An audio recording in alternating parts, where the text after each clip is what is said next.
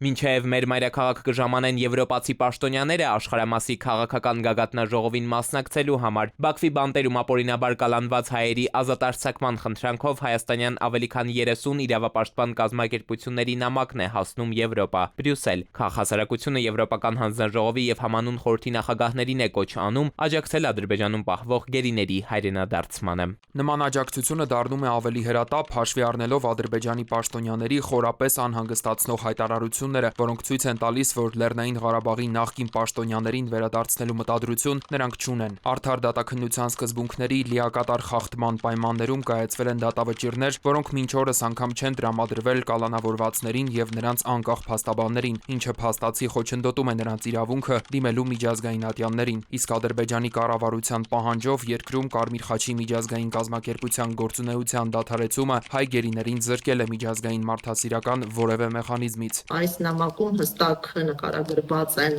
մարդասիրական խնդիրները, հատկապես հրատապ գերիների ազատ չարձակման խնդիրը։ Քաղաքասարակությունը բազմիցս վերահաստատում է, որ մարդասիրական հարցերի լուծումը դա վստահություն ստեղծող, վերականգնող միջոցառում է, առանց որի հնարավոր չէ հասնել խաղաղության։ Ադրբեջանում Կարմիր խաչի գրասենյակի փակումից հետո գերիների վիճակը վատթարացել է, վստահ են նրանց հարազատները, որ Բաքվում պահվող 19 հայի ճակատագրի եւ կացության վերաբերյալ խորը անորոշության մեջ են մնացել։ Այսպես շարունակվի, վախ ունեն, թե ավելի կխորանան իրենց հարազատների տառապանքները, կմեծանան նրանց կյանքի ու ֆիզիկական անձեռնմխելիության նկատմամբ սպառնալիքները։ Արցախի նախկին պետնախարար Ռուբեն Վարդանյանն ընտանիքի հետ զրույցում էր օրերս հայտնել, թե իրեն եւ մյուս գերիներին տեղափոխել են Ադրբեջանի ազգային անվտանգության ծառայության քննչական մեկուսարանից, թե ուր սկզբում չգիտեին։ Հարազատներն ավելի ուշ են տեղեկացել Ումբակի բանտային համալիր, որն ի դեպ ծանր հանցագործությունների եւ ցմահ դատապարտվածների համար է նախատեսված։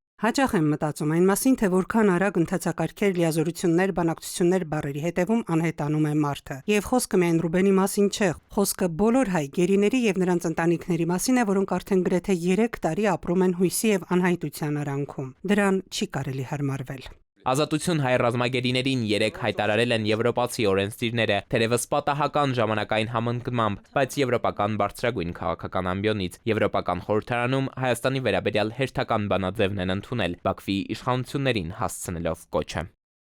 Էդվարդ Պողոսյան, ժամը լրատվական։